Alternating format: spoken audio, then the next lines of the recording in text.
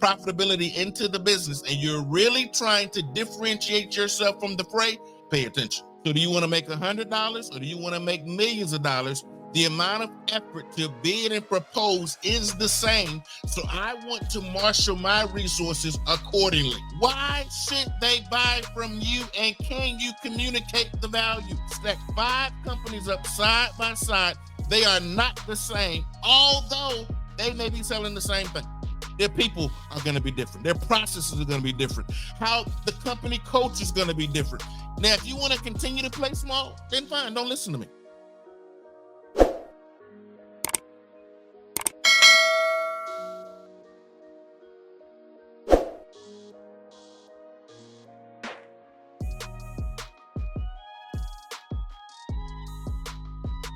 Welcome to my channel. The goal of this channel is to educate entrepreneurs. And the way we educate entrepreneurs is through education, consultation, and training support services.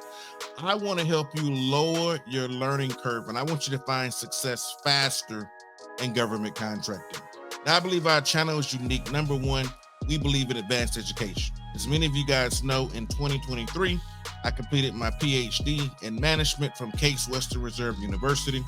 So we want to bring out not only the theoretical, but we also want to bring practical tools, tips, strategies, and techniques. It's going to be based on 28 plus years of lessons learned and just experience in the field. And we want to demystify the government contracting process for you. Now, if you look on the screen, you'll see my Instagram handle. Please note that since we began this channel, my Instagram handle has changed, but I always welcome your DMs, your questions, and as well as leaving comments at the bottom of our videos. We want to hear from our viewers. Now on your screen, you're going to see our training platform. That's 8-Figure GovCon. The GovCon is short for government contracting. 8FigureGovCon.com is our training platform. We've curated over 25 to 30 hours of on-demand content, and I meet with our students semi-monthly, twice a month. I get on the horn. We address questions, comments, lessons learned. We talk about what's happening in the government contracting streets and how that's going to impact your business. So I'm going to come alongside and serve as your government contracting coach and mentor on your government contracting journey. You can go directly to our course store library. You will see some of our flagship programs.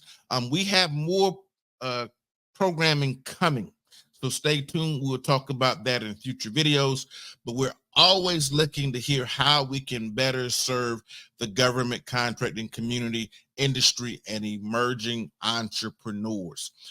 For a limited time, we're going to give a 20% off coupon. We know we're going into Father's Day. So if you want to give a gift to a husband, loved one, definitely take a look at the coupon code. We're going to do 20% off. I don't run discounts too often, but I wanted to commemorate the kickoff of the summer as well as Father's Day. So take advantage of the 20% off coupon code. Use summer 2024 on the website under coupon code, hit apply, and you'll get the 20% coupon code that'll be applied to anything you order in our entire library. All righty. Now that we have all of that out the way, I want you to like, share, subscribe, hit the notification bell. That way, anytime I produce new content, you will be notified most promptly. All right. I got a great video for you all today. This video actually came from a lot of the frequently asked questions that I get all the time, whether it's on other social media platform or whether it's in the comments below this video. And we want to hear from you. So I definitely want to hear and see from you in the comments. But today, we want to talk about growth. So Dr. Curt, how do I grow my government contracting firm? Now, on this channel, we want to just demystify the process. I want to give you nothing but content. I want to talk about the things that the other YouTube channels dedicated to the government contracting space are just not talking about. We want to give you hard-hitting facts. We want to be your trusted go-to source for actionable knowledge and information about a lot of the nuance that other channels just don't talk about. So I want to be that channel that talks about the nuance, that talks about what it's really like in the field. We don't want to focus on the glitz and the glamour. Of course, there's that. But I want to talk about the stuff a lot of other folks just don't want to talk about. Okay, so without further ado, I want to jump right into our content for today. And number one, we want to talk about growth strategies for your government contracting business. So number one, you got to know how to effectively position your business in the federal contracting marketplace. Now, again, this channel is mostly talking about government contracting, but it doesn't matter where you are in the entrepreneurial life cycle or where you are in the entrepreneurial terrain. You have to position your business in the marketplace, regardless of industry. Now, how are you positioning your business within the federal marketplace? Now, again, this channel is mostly dedicated to aspiring and current, whether you're new or seasoned government contractors. So I want you to think about where to play versus how to win. You're talking about positioning your business in the marketplace, regardless of industry, whether you're in government contracting, whether you're in logistics, whether you're in the B2B, business to business, B2C, business to consumer, or what we call B2G, the business to government space. You have to effectively position your business in the marketplace. And we position based on, I'm going to call it 3 parameters. Number one could be price. So think about your lowest price, technically acceptable businesses. They're the low price leaders. They're the cost leaders of the space. Then number 2, you're going to either differentiate your business or position your business based on some uniqueness. In the business community, we call it being differentiated. So you're not winning business based on low price, but you're winning business based on a secret sauce. That could be your product, your process, your technology, could be your people, but there's something unique about your business that differentiates it from the rest of the competitive fray. And then third, you can be focused or sometimes referred to as niche. A niche refers to a specialized market segment for a particular product and or service offering. So we win business based on price, being differentiated, or being niche. Now, in order to communicate that market positioning, you need to think about a corporate capability statement, a one-pager, a website, and or social media. Let me go ahead and say this. These things are recommended that you communicate, especially in the B2B, business to business, which you're talking B2B, I'm talking primarily prime sub, or in the B2G space where you're primarily talking about becoming a prime. Your customers want to, you have face-to-face dialogue, your corporate capability statement, your one pager, your website should only confirm the warm and fuzzy feeling they got from you when they had a conversation. So this is nothing more but additional confirmation. They want the internet to validate, verify, and confirm the great and warm positive feelings that you gave them, especially if you're doing the things I talk about on this channel. So those additional artifacts serve as additional brand credibility. They serve additional, they provide an additional integrity check for what they perceive from you from face-to-face conversation. Because if you guys have followed my channel, face-to-face engagement is the primary vehicle to speed up engagement in a relationship. So the quicker you engage face-to-face, it would normally lead to a quicker engagement in terms of a contract. Now, I know there's going to be people who say you don't need to engage, you need to seek the right proposals, but I would go out on a limb and say that works very effectively in a low-cost environment. But as your proposal price increases, you want there to be some hand-to-hand contact. You want to touch that person's hand. You want to look them in the eyes. You want to be able to solidify and build that trust relationship. There has to be a symbiotic relationship that's going to be built as your price increases. Now, if you just a race to the bottom, if you're just trying to, make $2 on your opportunity, then you don't need any face-to-face engagement. But I would posit that as your price increases, you're going to need to have some face-to-face engagement as that price tag increases. Now, again, if you're just trying to put a couple dollars on top of your opportunity, if you're just trying to be the low price leader, then you don't have to listen to anything I'm saying. But if you're trying to capture true value and strong profitability margins, you need some face-to-face engagement. There needs to be an understanding of the hot buttons of the customer. You need to understand who you're proposing to, or are you one of those people who just put blind proposals in, just trying to roll the dice to make a win? Now, if that's your strategy, you don't have to listen to anything I'm saying. Continue making peanuts on your proposals and disregard all the advice I'm going to give you. But if you're trying to build real wealth, you're trying to build real profitability into the business, and you're really trying to differentiate yourself from the fray, pay attention. But if you want to do what so many of the others do by putting in proposal after proposal, shooting for a race to the bottom to only make pennies on the dollar, then don't do what I'm saying. But if that's not what you're trying to do, you're going to want to listen to me. I don't put proposals in to make pennies on the dollar. Whether I'm going after a $100 million opportunity or a $10 million opportunity, it's going to be the same amount of effort. So I spend my effort in going after the largest opportunities I can, because in theory, it takes the same amount of time. So do you want to make $100 or do you want to make millions of dollars? The amount of effort to bid and propose is the same. So I want to marshal my resources accordingly. And so if you're okay with going after the smaller opportunities and that's where you want to sit, fine. I have no interest, as the organization has matured, in going after opportunities I was going after 10 years ago.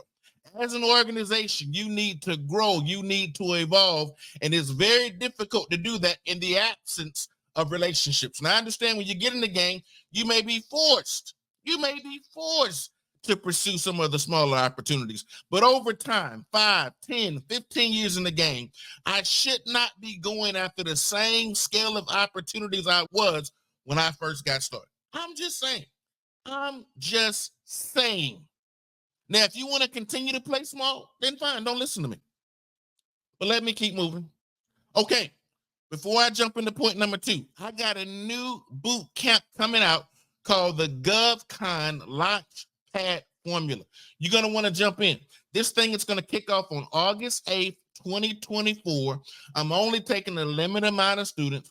Once we hit that quota, it is going to close. So you're going to want to tap in. We're going to do a 14-day boot camp. We're going to go from aspiring to execution. Again, there's so many different classes out there. There's a variety of people to pick from and listen to, and you're more than welcome to do that. But if you want a guided tour for 14 days, every day for 14 days in the midst of August, which is the peak buying season, I want you to be to capture as many opportunities as you can before our federal government contracting new year come October 1st. So we're going to be in the midst of the fray. I want to give you a guided tour, and I want you to grab up as many opportunities as you can in that time. Now, enough about that. Let's keep going. Number 2, you need to differentiate, or you need to be unique. What is your company's secret sauce? Do you even have one? Is it your people? Is it your processes? Is it your technology?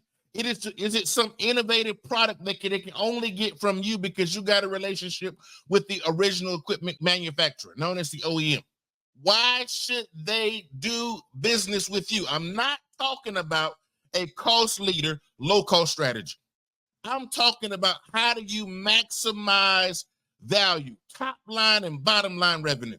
I'm not talking about low cost. I'm not talking about pennies on the dollar. How does your company differ, whether it's cyber, whether it's IT, whether it's logistics? Why should they buy from you, and can you communicate the value? Can you explain to them why they should pick you over the competition? What is it? People, process, technology, framework, why should they pick you? I'm just saying, let's keep moving. Let's keep moving on. You have to differentiate yourself. If I stack 5 companies up side by side, they are not the same, although they may be selling the same thing. Their people are going to be different. Their processes are going to be different. How the company culture is going to be different. Can you explain it? Can you justify the pricing based on intangibles? Because we have to solidify how the customer perceives them in their mind. Remember, your customer is the one who determines value. We all go to the grocery store. So whatever your favorite washing detergent may be for your laundry, when you look 2 products side by side, sometimes made by the same company, because we know that monopolies is a real thing. Sometimes the same company has different product lines, different price points, different ingredients, because they are trying to target those products to different customers, although the product is manufactured by the same company. If these large manufacturers have to do this, why do you think you are exempt? Please help me understand. Why do you believe you are exempt? We're looking for a long-term customer value. I want my customers to buy from me over and over and over again. But they're not if I don't differentiate my service offerings. If they feel like I'm just like every other IT company or every other logistics company or every other cyber company, and if I'm leading with low price, I'm going to have a very difficult time with customer retention, because as soon as someone comes along with a lower price, they're leaving if I have not differentiated myself from the peers. If all I'm leading with is low cost, good job trying to keep them on board. I want you to have fun with that, trying to keep a customer on engaged who only did business with you because your prices were cheap. This is a horrible strategy. But I see many people on social media, so-called government contracting experts, telling you to basically adopt a low price strategy. So the moment that your competitor comes in with a lower price, you're done. They're going with the low cost leader. They're not loyal. They're loyal to the price. I'm just saying. I could spend a whole video on this, giving you a bunch of retail examples, but we don't have time. Let's keep moving. Number 3, you better create some robust social networks. Now, there's people, again, that'll tell you you don't need no relationships.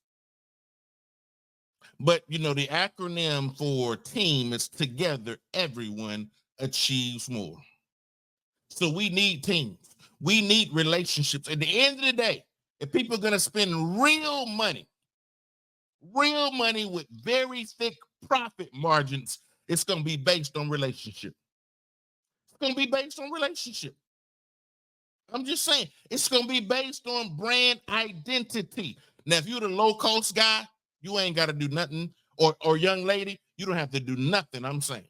But if you're looking at building what we're talking about here, growing strongly, growing with a strong balance sheet and income statement that banks are willing to finance. If you got 3 years of strong, robust track record, you're retaining your customers. If that's what you're into, it's not going to be done without the help and support of people who believe and have invested in the brand. Rule number 1, relationships. Rule number 2, don't forget rule number 1. You need to make sure you're partnering with industry associations. Now, again, there's people going to tell you you don't have to do none of this stuff. And again, if you're trying to have very cheap prices with very thin profit margins and you cough and you're now no longer profitable, then listen to them.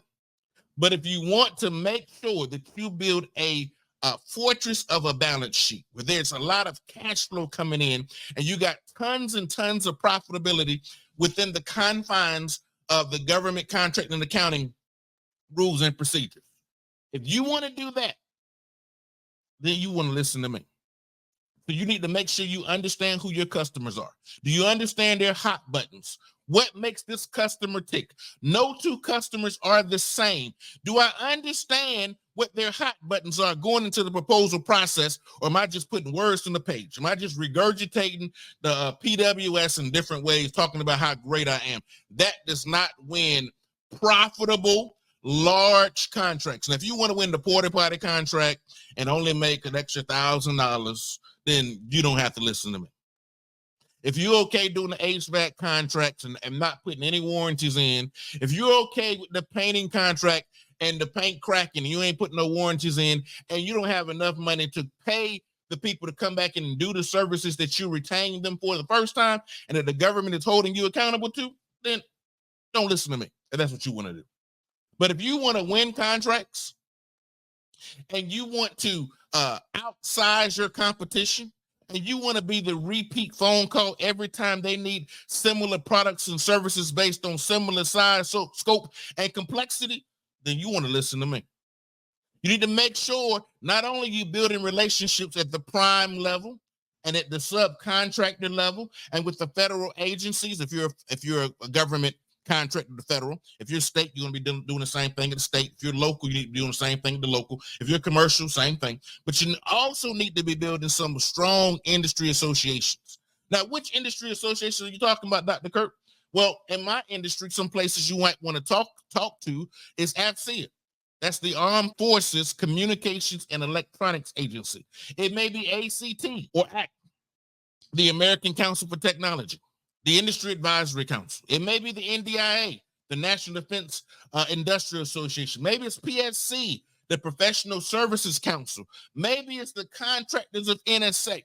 I don't know what industry you may be in, but you want to find folks who are doing business with the federal government and what trade associations you need to join based on the products and services you are selling to your customer, whether it's a prime or it's a subcontractor. We need social capital. I'm just saying. You know, when I was growing up, my mom said, I can tell your success, your future success based on who you hang around. Same thing here. Let me see who you're in covenant with. Let me see who you're partnering with. Let me see who you're spending time with, and I'll tell you your revenue in 5 years. Heck, I'll tell you your revenue that year based on who you're spending time with, based on your associations. But, you know, we hear this stuff growing up, and we even tell this stuff to our kids. But when it comes to our businesses, we do the exact opposite. Makes no sense to me whatsoever. And then you listen to these social media gurus who tell you things that don't even make logical sense in your mind, but you want to believe them because you want to take the path of least resistance. And then when I say it, I'm the bad guy because I only told you the truth. I didn't lie to you. I didn't tell you they was handing out contracts like candy. I'm actually telling you that opportunity looks like it has overalls on it because it looks, and you got to put work clothes on. I'm telling you, opportunity don't knock. It sits silently in the corner, waiting to be recognized. And typically, you're going to have to put your overalls on and do a little bit of work. But you want to believe that they're just handing out contracts to any and everybody. Well, if it was easy, everybody would be doing it. I'm just saying, let's keep moving. Number 4, Mentor-Protege and joint venture. We got to purposefully pursue complementary and supplementary business relationships. I'm just saying, this actually kind of feeds into the previous point we were talking about social capital. We do business with people we like and we trust. At least we should. Now, let me make sure I stay on this point. Number 4, Mentor-Proteges and joint ventures. There's something called populated versus unpopulated JVs. I don't have time to talk about it here today, but what I'm going to say this. A populated JV is very structured. It is very specific for a array of opportunities. An unpopulated JV, in its most simplistic terms, without overcomplicating this, it's a very generic agreement, and it gives you a lot more latitude. It's a lot more adaptable. I need you to know that both exist. Talk to your attorneys and your tax professionals and your accountants about what's the best relationship for you. But don't be entering into relationships like this, joint ventures and mentor-proteges blindly. It's like a relationship. It's like a marriage. Easy to get in, hard to get out. Let me say it again. A JV and a mentor-protege should be treated like a marriage. Easy to get into, hard to get out. You better know who you getting in bed with from a business perspective. This is not something you just jump into blindly. I got to throw the disclaimer out. It gives you some amazing benefits. The mentor-protege will allow you to pursue some relationships that can accelerate your business trajectory. I can tell you some companies, I don't have their permission, so I'm not going to call names, but I've seen people enter into the right mentor-protege and go from small business to large business in 5 years, just because they picked the right partner. Very similar to how some people marry right and their whole financial trajectory and lifestyle changes. It's the same game over here in the business world. With the right mentor-protege or joint venture relationship, you can minimize your weaknesses and maximize your strengths, and your whole financial business life can change. Now, one thing I want to just caution very quickly. In the mentor-protege relationship, you have reimbursable and you have non-reimbursable agreements. Now, this comes right from the DFAR section I-109, DFARS 252.232-7005. Also comes from the FAR 52.232-12. That's where it's coming from. And it will talk about reimbursable and non-reimbursable. I don't know if it's going to talk about non-reimbursable there, but it will give you some agreement, some information about these agreements. All right. So you can go check that out. Again, always consult with your government contracting attorneys, as well as your tax professionals and your accountants for the best advice tailored for you and your business. But let me talk about it real quick. When you start talking about this DOD mentor-protege program, it's reimbursable. So it's designed to give you some technology transfer infrastructure support. It's a lot of things it can do. I don't want to get into nuance here, but you need to really think about how you're going to move that business forward in that structure. When you identify a mentor, and I'm going to say this, when you identify a mentor, whether we're talking about the mentor-protege program with DOD, or some of the other agencies, or the SBA mentor-protege program, which will give you a lot of benefit from a joint venture perspective. I'm not trying to make you an expert here. I want to just make sure you are aware of these things. I recognize some of my subscribers are new, and I don't want to overwhelm you. But these are great opportunities to grow the company by minimizing weaknesses, maximizing strength, and being able to partner effectively. I will say this. In terms of infrastructure growth and development, if you have done business with DOD, the DOD Mentor-Protege program is a great way to build infrastructure capability. The SBA program, Mentor-Protege, which gives you some joint venture capability, which allows two companies to now look like one. A great example of this, especially the 8A Mentor-Protege program. You can take a large business and a small business that have 8A status, and that large business and small business can come together, create a new company, and now you can pursue small business opportunities as an 8A, although you have large business backing. Great opportunity to crush the competition. So I would use the SBA Mentor-Protege program with the joint venture capability as a business development tool. It's just my recommendation. I want you to go and do some additional research. From a DOD Mentor-Protege program, I would use that to build your processes. Maybe acquire some new systems. Get your accounting methodology mapped out. Maybe procure a new accounting system in that program. Again, you want to check the rules. Second thing you're going to want to do, you're going to maybe look at your CMMI, ISO 9000 certifications, being able to put on some of these new processes and procedures and tools that's going to help your organization grow and sustain and really build strong infrastructure. So I would use DOD programs for infrastructure support and processes. And I would use the SBA program as my BD arm to just kill the competition and win contracts if you're going to put on this strategy. Okay? Now, let's keep moving. Last, but definitely not least, number 5, we want to talk about inorganic growth. Inorganic growth is growth through acquisition.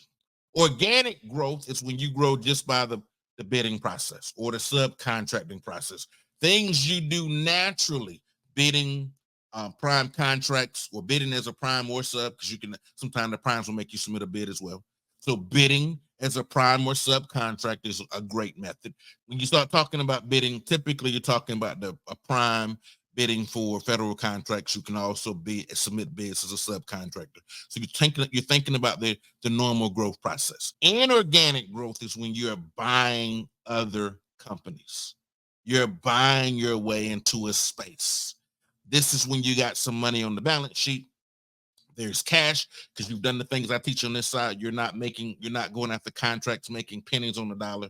You're going after contracts, really differentiating yourself, really positioning yourself in the market, really building that social capital. And now you're starting to demand some of those higher profitability, higher profit, higher volume contracts. You're not doing the race to the bottom, chasing everybody else trying to go after the porta potty contracts, HVAC contracts. You get the idea. The administrative contracts. You're going after the higher, more skilled contracts that have some real sure volume, some gravitas. You're putting real profit on the bottom line. You're growing top line as well as bottom line revenue. So revenue as well as net profitability. That's what I'm talking about. If you do that successfully and you built up your cash reserves, now you can buy your way into other spaces. We can get in some things like contract novation, where you can take a contract that was won by someone else, and now you can buy that contract, hopefully at a discount, or maybe at a premium, depending on how it's structured, so that now you can go in and own a space that you didn't compete for previously. That's all I got for this video. That's all I got. Now, what I want you guys to do, I want you to go back and watch some of my previous videos. I'm going to see you in a future video in the comments. Until next time.